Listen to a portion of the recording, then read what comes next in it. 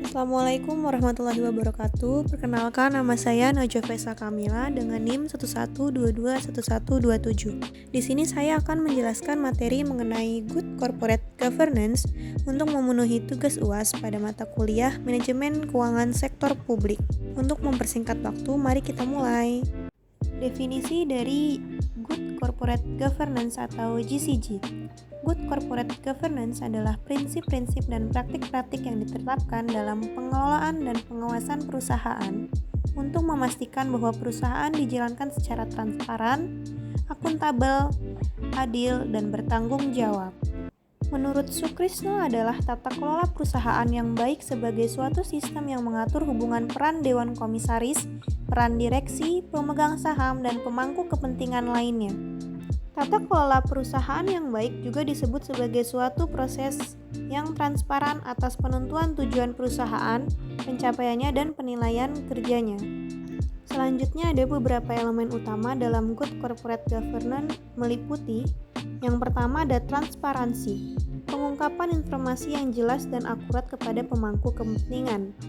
Yang kedua, akuntabilitas, penetapan tanggung jawab yang jelas atas keputusan dan tindakan yang diambil oleh manajemen dan dewan direksi. Yang ketiga, ada keadilan, perlakuan yang adil terhadap semua pemangku kepentingan tanpa diskriminasi. Yang keempat, tanggung jawab, perusahaan bertanggung jawab atas dampak sosial, lingkungan, dan ekonomi dari kegiatan bisnisnya. Dan yang terakhir, pengawasan yang efektif, pengawasan yang baik dari dewan direksi dan auditor untuk memastikan manajemen menjalankan perusahaan sesuai dengan peraturan yang berlaku. Tujuan dari Good Corporate Governance. Yang pertama, meningkatkan kinerja organisasi, menciptakan nilai tambah bagi semua pemangku kepentingan, mencegah dan mengurangi manipulasi serta kesalahan yang signifikan dalam pengelolaan organisasi. Dan yang terakhir, meningkatkan upaya agar para pemangku kepentingan tidak dirugikan. Yang selanjutnya ada manfaat dari Good Corporate Governance. Yang pertama, memudahkan akses terhadap investasi domestik maupun asing. Yang kedua, mendapatkan biaya modal yang lebih murah. Yang ketiga, memberikan keputusan yang lebih baik dalam meningkatkan kinerja ekonomi perusahaan. Yang keempat, meningkatkan keyakinan dan kepercayaan dari para pemangku kepentingan terhadap perusahaan. Dan yang terakhir, melindungi direksi dan komisaris dari tuntutan hukum. Perangkat dalam penerapan Good Corporate Governance. Komisaris independen, seseorang yang ditunjuk untuk mewakili pemegang saham independen. Pihak yang ditunjuk tidak dalam kapasitas mewakili pihak manapun dan semata-mata ditunjuk berdasarkan latar belakang pengetahuan, pengalaman, dan keahlian profesional yang dimilikinya untuk sepenuhnya menjalankan tugas demi kepentingan perusahaan. Independent in fact atau pengambilan keputusan berdasarkan profesionalisme, dan independent in appearance atau tidak ada hubungan darah.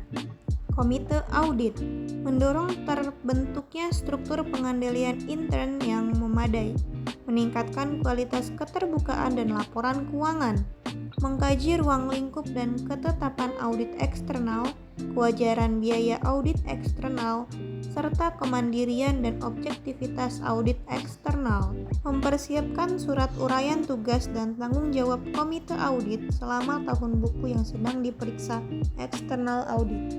Yang terakhir, sekretaris perusahaan, sebagai pejabat penghubung antara perusahaan dengan pihak luar. Prasyarat dari Good Corporate Governance yang pertama, faktor eksternal. Terdapat sistem hukum yang baik, adanya dukungan dari sektor publik untuk penerapan GCG. Yang terakhir, terdapat contoh GCG yang tepat.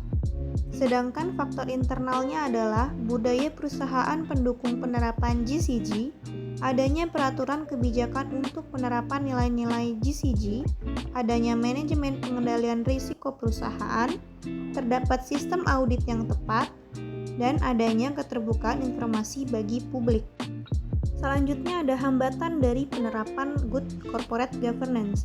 Yang pertama itu kurangnya pengetahuan dan kesadaran bahwa GCG memberi manfaat sangat besar bagi seluruh stakeholder. Yang kedua, GCG dilaksanakan hanya sekedar untuk memenuhi ketentuan peraturan tanpa mau memahami manfaat dari pelaksanaan GCG. Yang ketiga, belum optimalnya upaya untuk menghapus praktik korupsi, kolusi, dan nepotisme. Yang terakhir, masih terdapat dewan direksi, komisaris, dan rapat umum pemegang saham yang belum memiliki komitmen untuk melaksanakan good corporate governance. Sekian penjelasan materi mengenai good corporate governance. Kurang lebihnya mohon maaf. Wassalamualaikum warahmatullahi wabarakatuh.